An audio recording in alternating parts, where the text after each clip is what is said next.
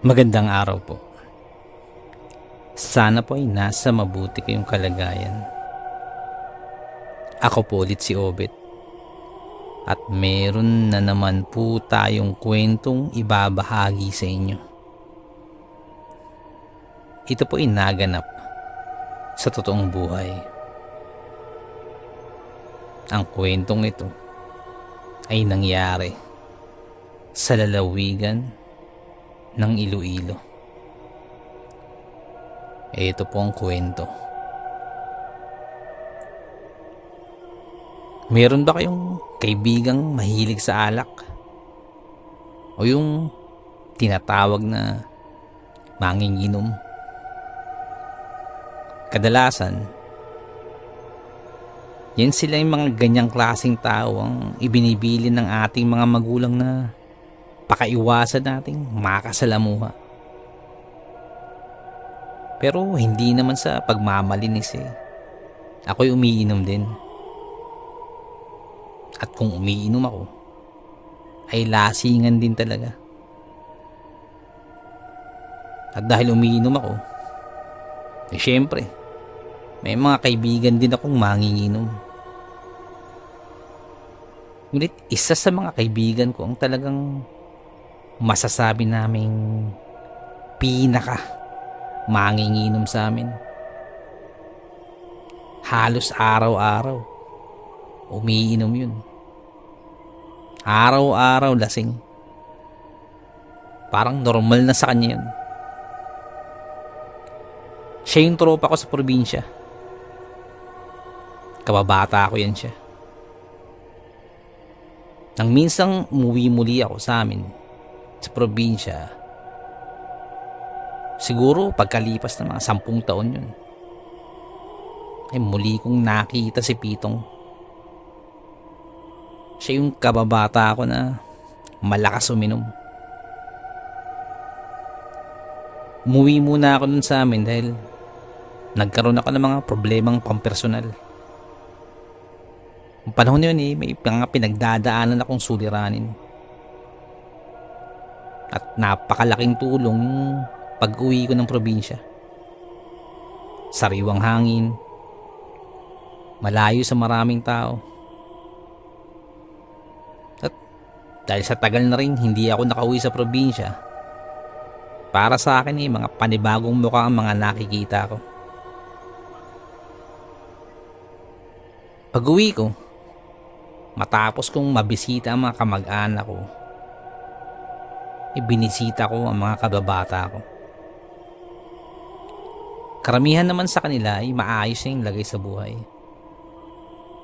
Ang iba ay may kanya-kanya ng mga pamilya.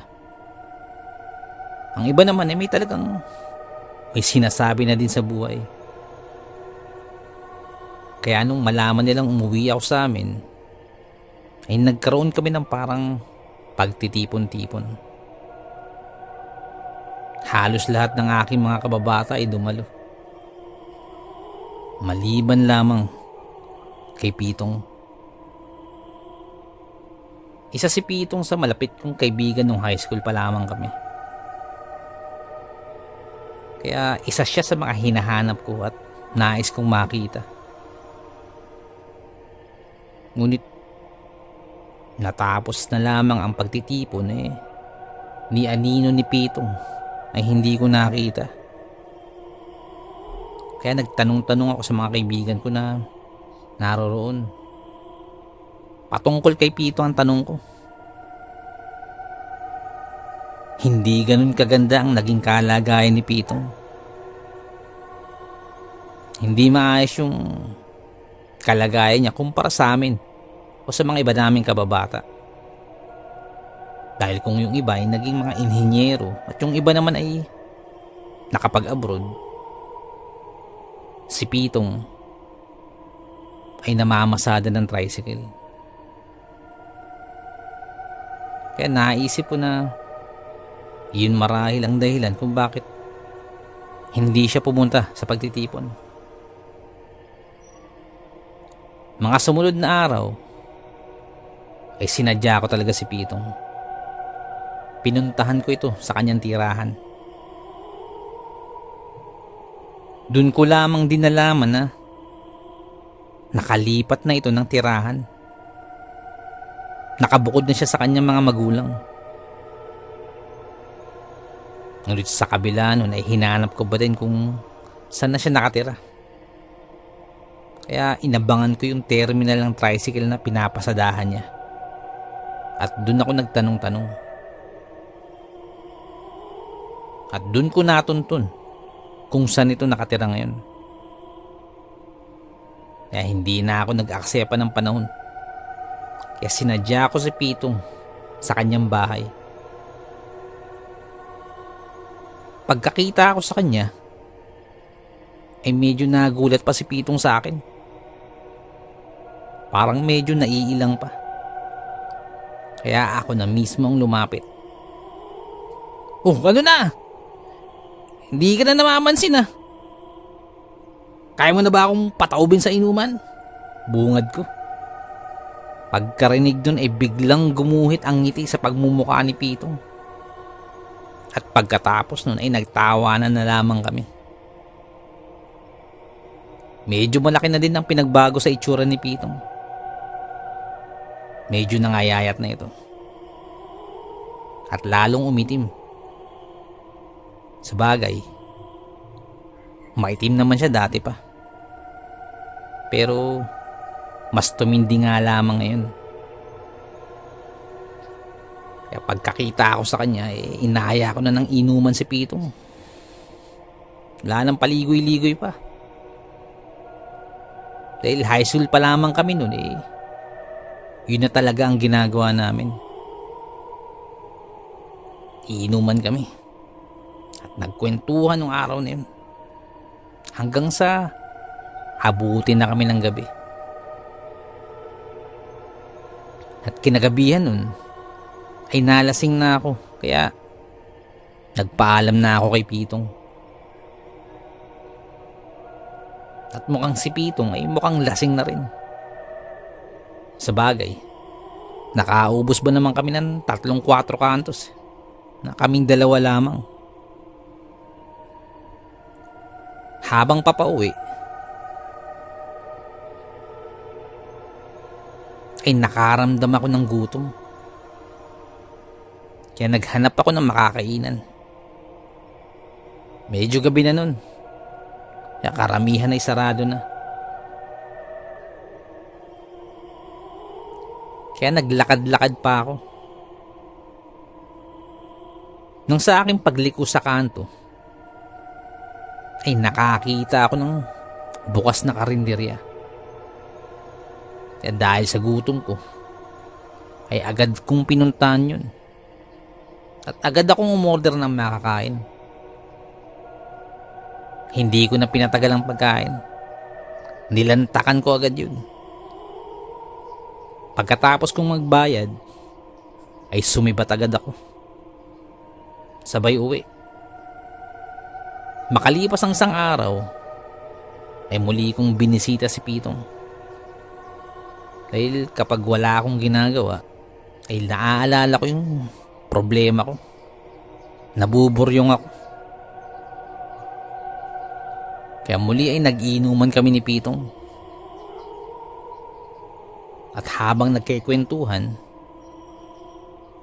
dun ko nalaman na sinadya nga niyang hindi pumunta nung pagtitipon.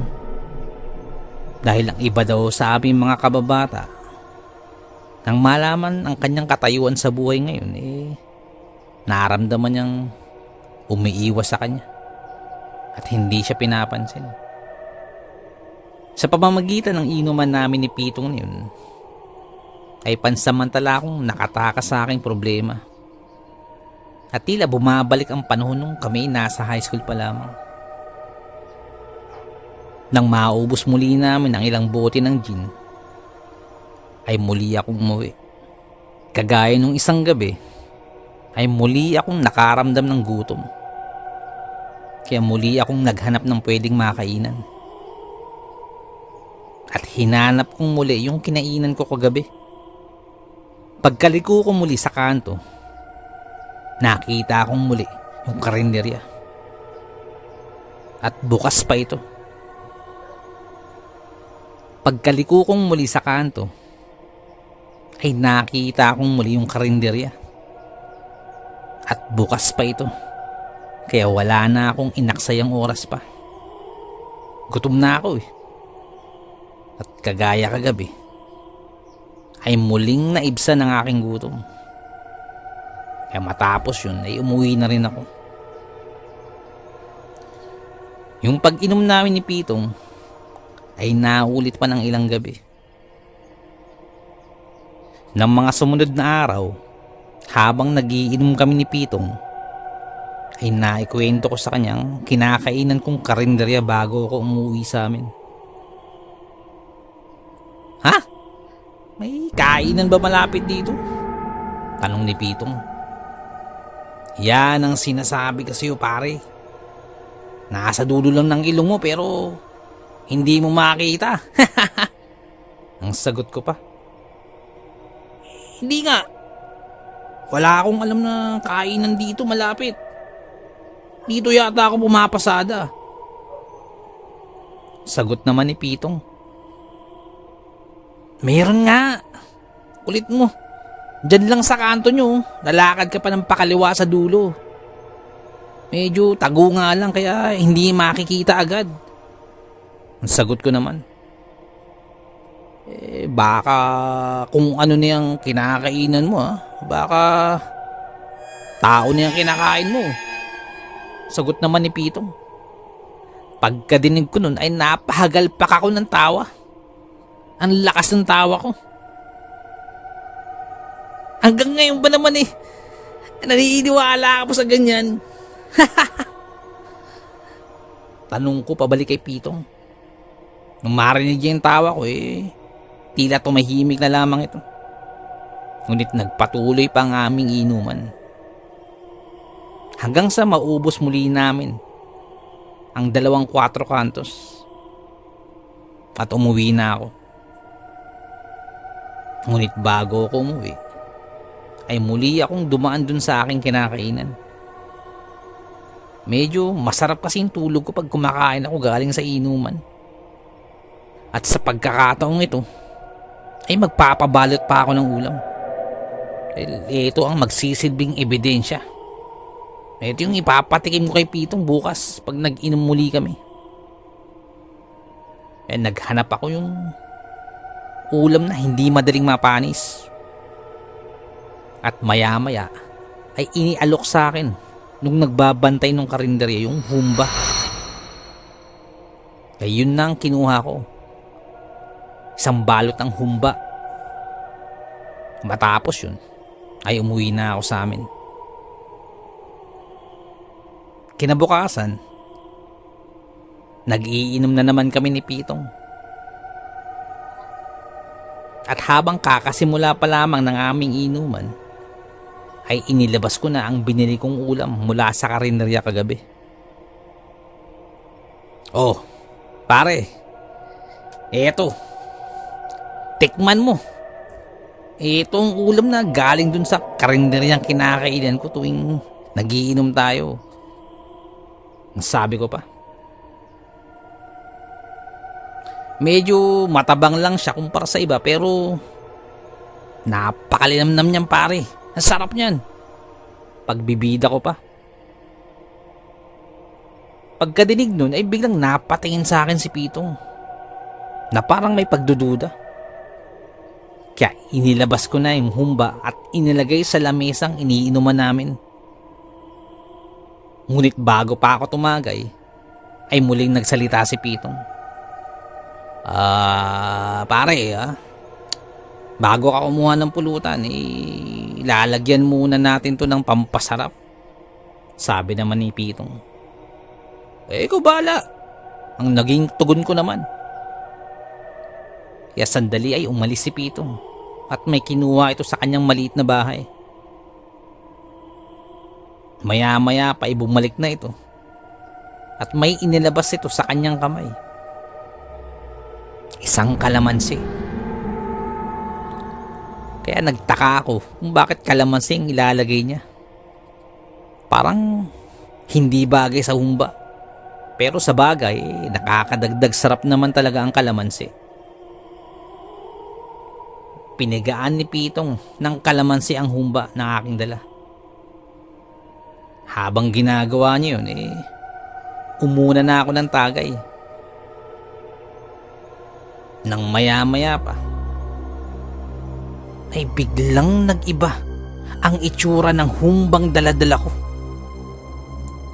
Yung kaninang mga hiwa ng baboy, ngayon ay biglang naging isang kamay ng tao na may kasama pang mga kuko. Biglang nasuka si Pitong dahil sa aming nakita. Pinilit niya pang pigilan ang pagsusuka niya, subalit hindi na kinaya ni Pitong ang pagbaliktad ng kanyang sikmura dahil sa nakita. Ako naman ay kitang-kita ko yung kamay. Parang nabiyak yung kamay na to at naiwan na lamang ang 3 daliri mula sa kamay. Ngunit imbis na masuka, ay nakaramdam ako ng kakaibang sensasyon na parang gusto kong kainin yung kamay na yun.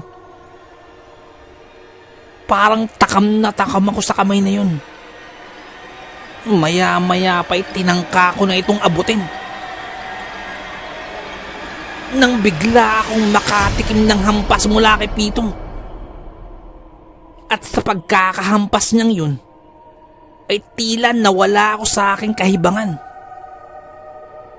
Kaagad-agad ay kinuha ni Pitong yung kamay at inilagay yun sa apoy at sinunog yun. Pakiramdam ko ay parang napahiya ako sa aking inasal. Kaya kaagad-agad ay umalis ako sa inuman namin.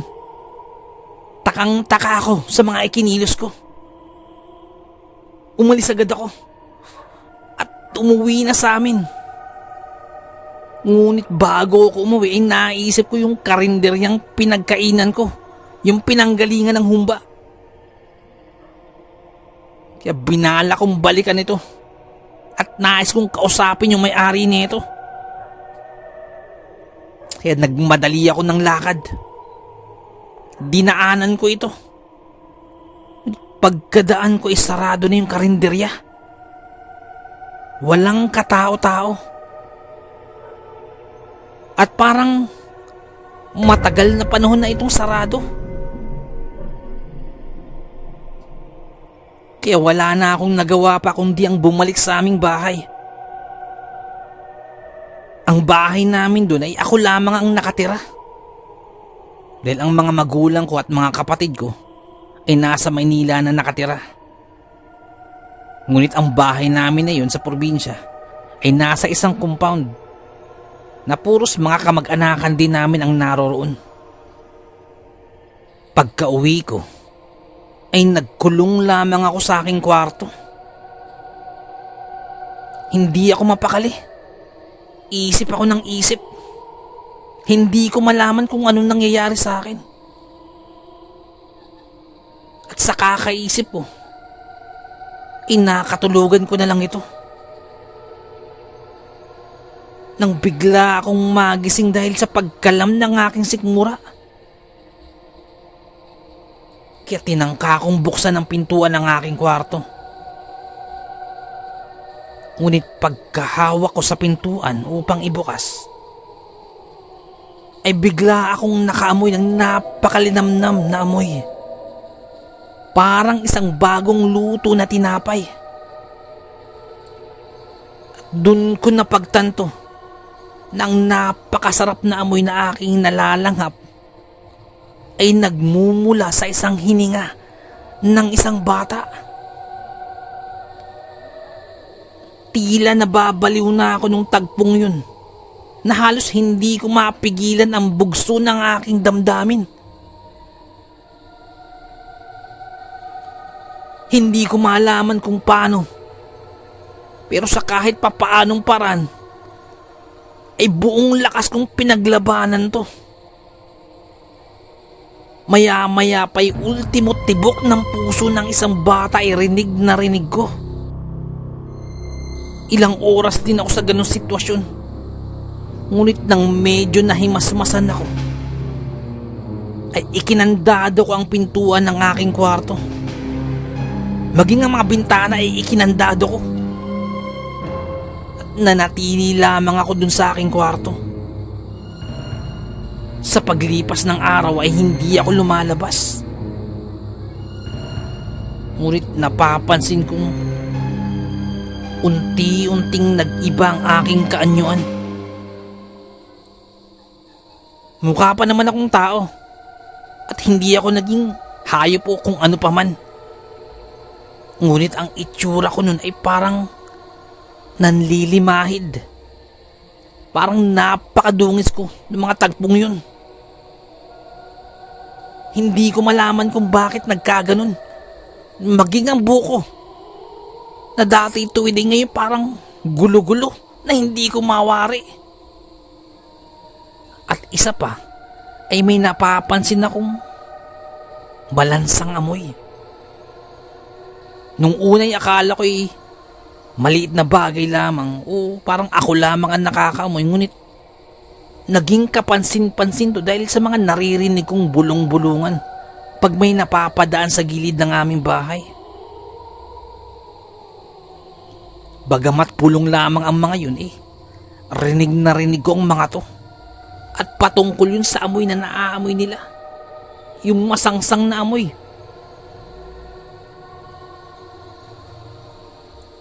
Sumunod na araw ay may kumatok sa aming bahay. Sa boses pa lamang ay alam kong pinsan ko yun. Siya yung naghahanap sa akin. Ngunit may kasama siyang bata. Marahil ay pamangkin ko. Parang nag-uulol ang aking pakiramdam. Kasabay nun ay bigla akong naglaway ng napakalagkit. Halos sumayad na ito sa sahig, ngunit tila hindi ito napapatid. Naglalaway na ako ng todo na parang nauulol. Hindi ko maintindihan ang nararamdaman ko. At sa paglapit pa ng pinsan ko sa aming bahay, kasama ng bata, ay siya naman lalong pag-igting ng aking damdamin. Parang nakaramdam ako ng kakaibang uhaw at gutom na tanging maiibsan lamang yun kapag napalapit pa ako dun sa bata. Maya-maya pa'y naramdaman kong bumukas na yung pintuan sa harap ng aming bahay. Rinig kong nakapasok na ang aking pinsan sa loob ng aming bahay, kasama ang aking pamangkin. Nanginginig na ang aking katawan na hindi ko maintindihan. Sa tuwing magsasalita ang bata, ay para akong nababaliw dahil sa kakaibang linamnam na nagmumula sa hininga nito. Maya-maya pa'y nagsalita muli ang aking pinsan. Randy, andito ka ba? Ba't mo iniwang bukas yung bahay nyo? Isa pa, ba't ang baho dito? Ang sangsang ng amoy. Ayos ka lang ba dyan? Ilang araw ko nang hindi ka napapansing lumalabas Tanong ng pinsan ko. Hindi ko malaman kung anong isasagot. Na parang nagdidiliryo ako. Na hindi ko maintindihan. Maya-maya pa ipakiramdam kong lumalapit pa ang aking pinsan at ang anak niya. Maya-maya iramdam ko na nasa tapat na sila ng pinto ng aking kwarto. Pinilit kong pakalmahin ang sarili ko. Nagtalokbong ako ng kumot at nagtago sa loob ng cabinet. Sa pagkakataong ito ay nagdasal ako ng time team at tumawag sa Panginoon. Maya-maya pa ay nakarinig ako ng katok sa pinto diyan sa aking kwarto. Hindi ko malaman ang gagawin ko. Parang hindi ko na mapipigilan ang sarili ko.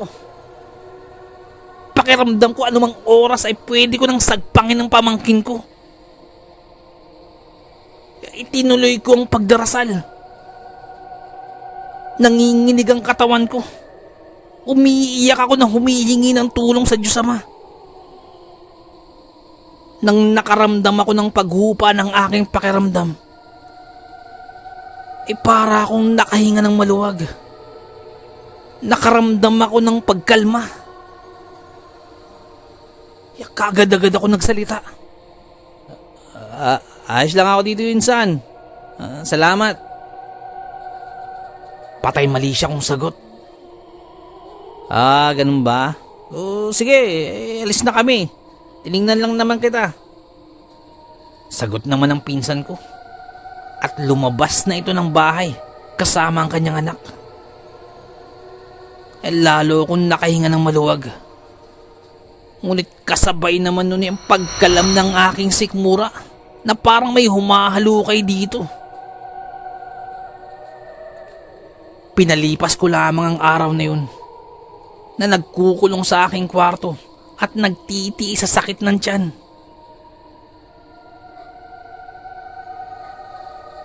Nung sumunod na araw ay medyo humupa ng aking nararamdaman. Ngunit lalong naging kapansin-pansin ang aking pagiging marusing. Mukha na ako nanggigitata. Gulo-gulo ang aking buhok. Subukan ko mang ayusin ang aking buhok. Ngunit nananatili itong parang alambre sa tigas. Tinansya ko muna ang aking pakiramdam. Medyo kalmado ang aking nararamdaman. At humupa na ang nararamdaman ko kumpara kagabi. Kaya naisip ko munang umalis doon sa aming bahay. Dahil alam ko, maraming mga bata doon sa amin. Mga pawang kamag-anakan ko lahat. Iniisip ko ay umalis muna sa amin at naghanap ng pwedeng matuluyan. Sinubukan kong lumapit sa iba ko pang mga kaibigan, sa iba kong mga kababata. Subalit pagkakita sa akin, ay agad akong iniwasan ng mga ito. Sila yung mga taong sumalubong sa akin nung kakauwi ko pa lamang sa amin. Ngunit ngayon ay sila mismo ang umiiwas sa akin, na parang may sakit akong nakakahawa. Halos lahat ng kaibigan ko dun sa amin ay hiningan ko ng tulong, ngunit ni isa ay walang tumulong sa akin. Maghahapon na nun at halos lahat ay nilapitan ko na, maliban lamang kay Pitong. Hindi ko na nilapitan ng tulong si Pitong dahil batid ko na maging ang sarili niya ay hirap siyang buhayin. Lalo pa kaya kung may makikitara sa kanya. Kaya sa puntong yun ay naisip kong muling puntahan yung kinainan kong karinderya na yun. Nasa tingin ko ay malaki ang kinalaman sa kung ano yung nararamdaman ko at sa mga nangyayari sa akin ng mga sandaling yun. Kaya dali-dali akong bumalik papunta dun sa kainan na yun. Pagkadating ko dun ay sarado na talaga ito. Ni walang tao sa loob nito. Kaya wala na akong nagawa pa. Kaya bagamat napipilitan ay nagpakapal na lamang ako ng muka at pumunta kay Pitong. Pagkarating ko kina Pitong ay hindi pa man ako nagsasalita. Ay siya na yung naunang magsalita. Pare, ano nangyari sa'yo? Kailangan mo ba ng tulong? Bungad ni Pitong sa akin. Sa kabila ng aking itsura ay nag-alok ng tulong sa akin si Pitong. Kaya kamuntik-muntikan na akong mapaiyak nang marinig ko yun.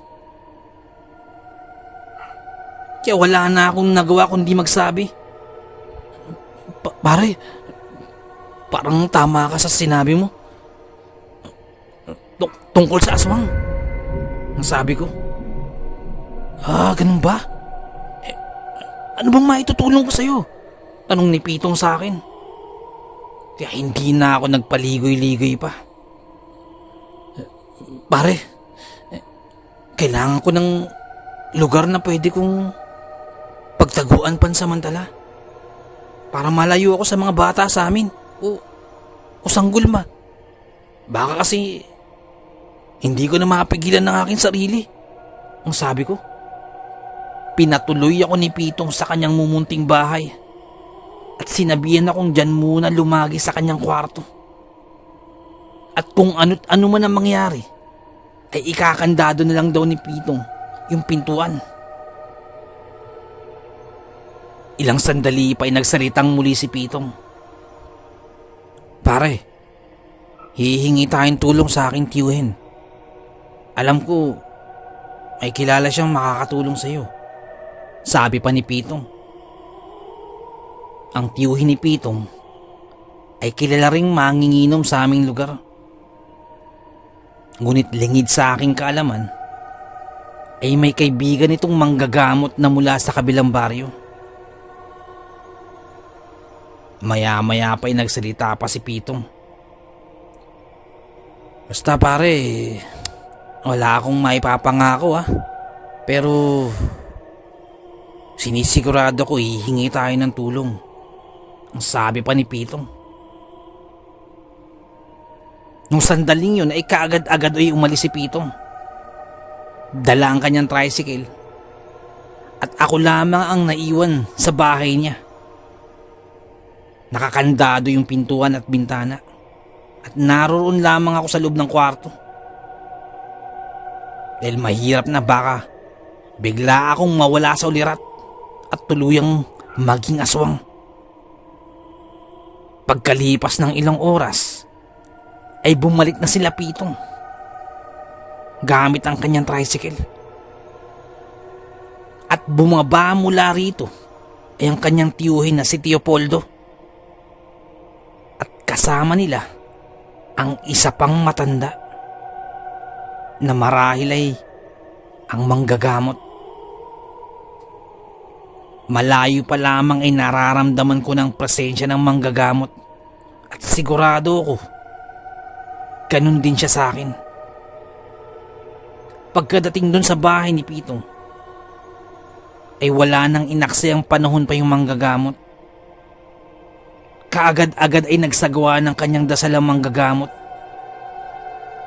Nagpalipad dito ng mga dasal sa paligid bago pa man itong makalapit sa akin. At nang makalapit na ang manggagamot sa akin ay tinanong ako nito. Kailan mo simulang naranasan to? Tanong ni Mang Kadyo sa akin. Simula po nung kumain ako sa karinderya na yun. Sagot ko. At tuwang ang nagluluto doon, hinawaan ka niya. Sagot ng manggagamot. Kailangan na niyang ipasa ito dahil kailangan na rin niya magpahinga. At ikaw ang nabiktima. Dagdag pa ng manggagamot. Buti na lamang hindi pa huli ang lahat. At hindi pa ganun kalaki ang itinanim niya sa iyo. Gagawin ko ang lahat ng pwede kong maitulong. Ngunit nasa sayo pa rin. Nasa sayo pa rin ang kagagaling mo. Lakasan mo ang iyong loob at tatagan ang pananampalataya sa Diyos Ama. Nagsagawa na ng kanyang ritual ang manggagamot at meron itong ipinakuhang parang kawayan na may tulis kay Pitong. Nang makahanap nun si Pitong ay parang sinunog yun at nang masunog yun ay dinurog yun ng manggagamot. At nang makaipon ng sapat na dami na parang abo na galing sa sinunog na kawayan na yun ay dinasalan yun muli ng manggagamot at inihalo sa tubig at ipinainom sa akin.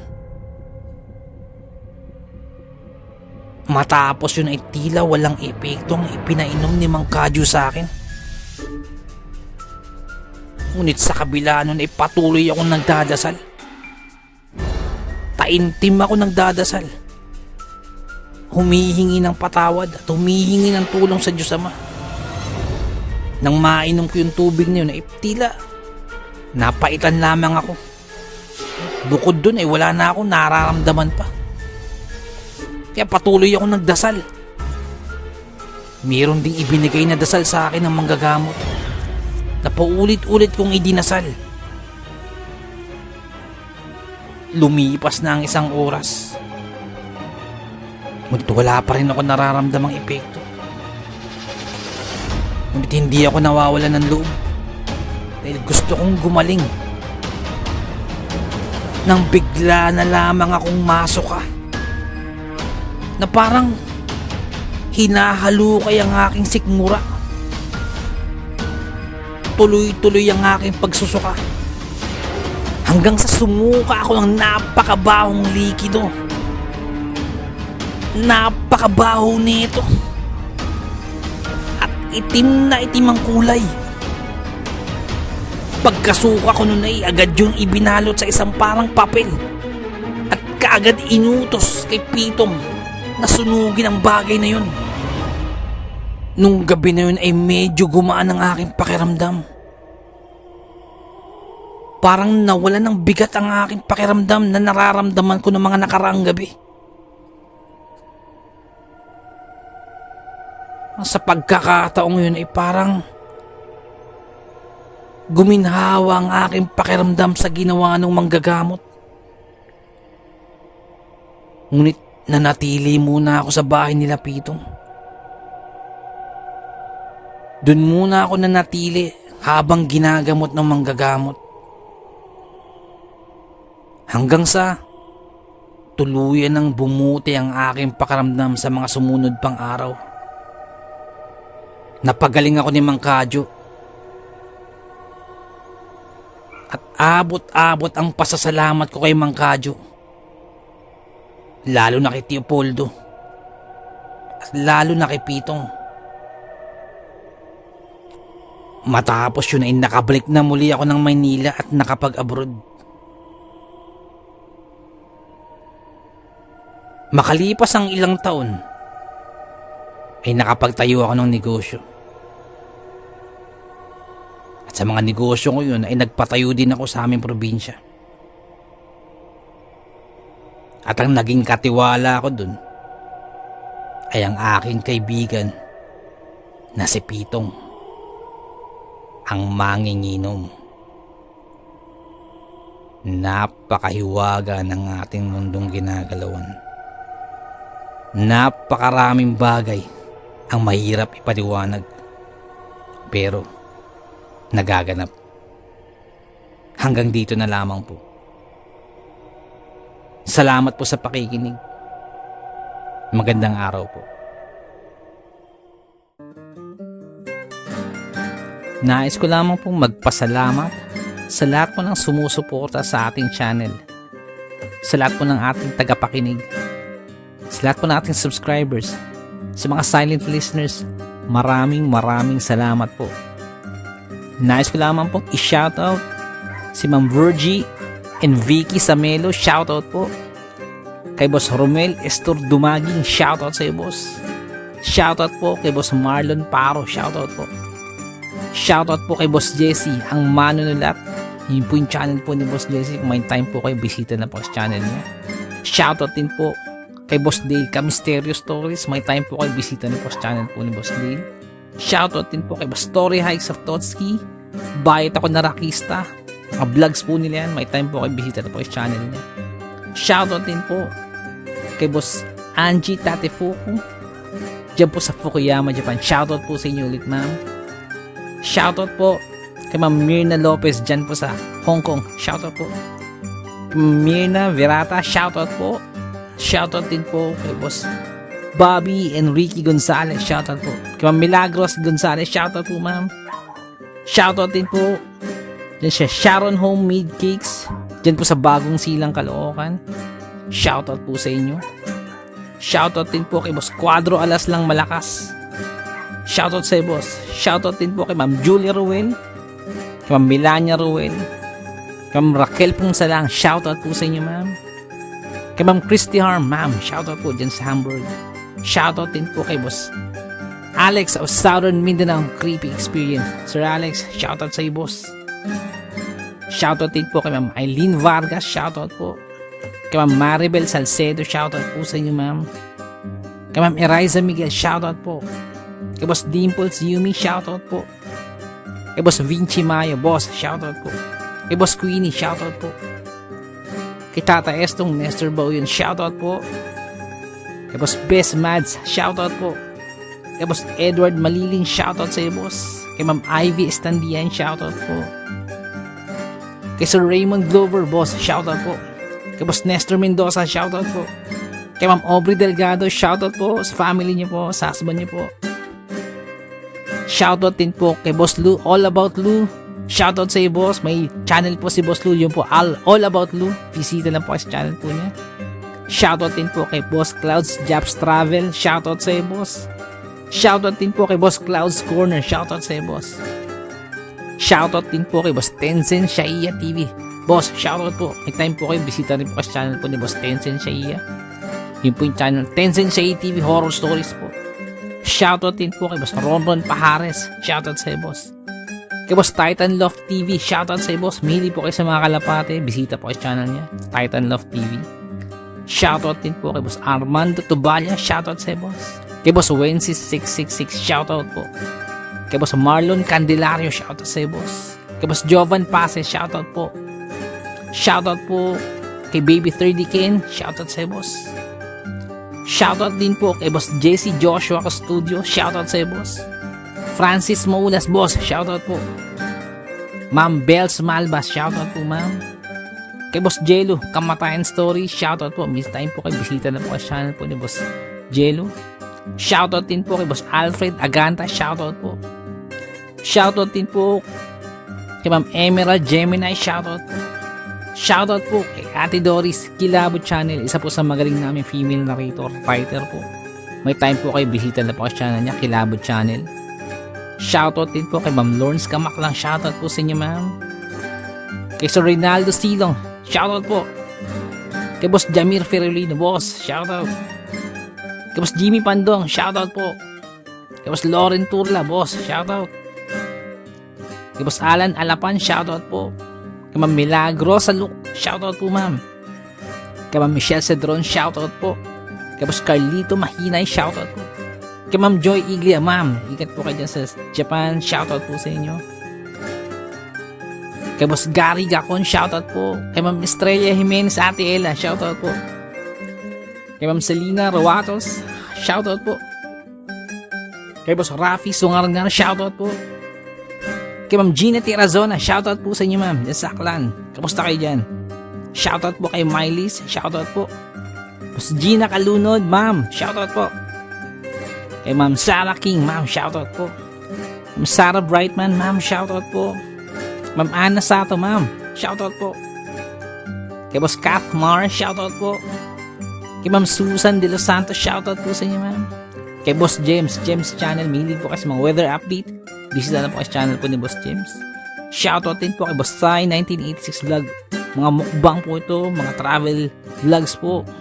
Bisita na po sa channel po ni Boss Sai 1986 Vlog. Shoutout din po kay Ma'am Susan Rima. Ma'am, shoutout po. Kay Ma'am Teresita Sareno. Ma'am, shoutout po. Kay Boss Kitchen Project. Shoutout po sa iyo, boss. Kay Mary Asilar. Ma'am, ingat po kayo dyan sa London. Shoutout po sa inyo. Ma'am Maria Lizelle Barro, shoutout po sa inyo, ma'am. Shoutout po. Ma'am Amelia Letunua, shoutout po sa inyo, ma'am. Kay Ma'am A. Rolio, shoutout po. Kay Ma'am Elsie Diacosta, shoutout po. Kay Ma'am Ana Balonsong, shoutout po. Shoutout din po kay Boss JC Helpful Tips by JC. Mga pag-download po ng mga laro, bisita lang po kay channel po ni Boss JC. Marami po kayong matututunan. Shoutout din po kay Ma'am Mirna Boho, shoutout po. Kay Boss Pedro Tampos, shoutout po. Kay Ma'am Evangeline Ilardo, shoutout po. Kay Ma'am Charlene Gumansing, dyan po sa Oman, shoutout po sa inyo, ma'am. Kay Ma'am Ellie Cono, shoutout po. Kay Boss Freya's channel, shoutout po sa boss. Kay Ma'am Miss M, shoutout po. Kay Boss Leo Gariando, shoutout po. Shoutout din po kay Ma'am Liza Arcega, shoutout po sa inyo ma'am. Kay Boss Jeffrey Bersabal, shoutout po sa boss. Kay Boss DG and George, shoutout po. Kay Ma'am Michelle Yabut, shoutout po. Kay Ma'am Filipina Palisario, shoutout po.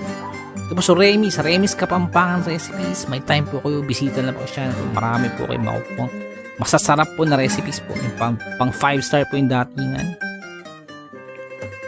Shoutout din po kay Boss Kamandag Pigeon TV. Shoutout po sa boss. May hindi po kasi makalapate. Marami po kayong matutunan po dito. Shoutout din po kay Boss Jan Apuro.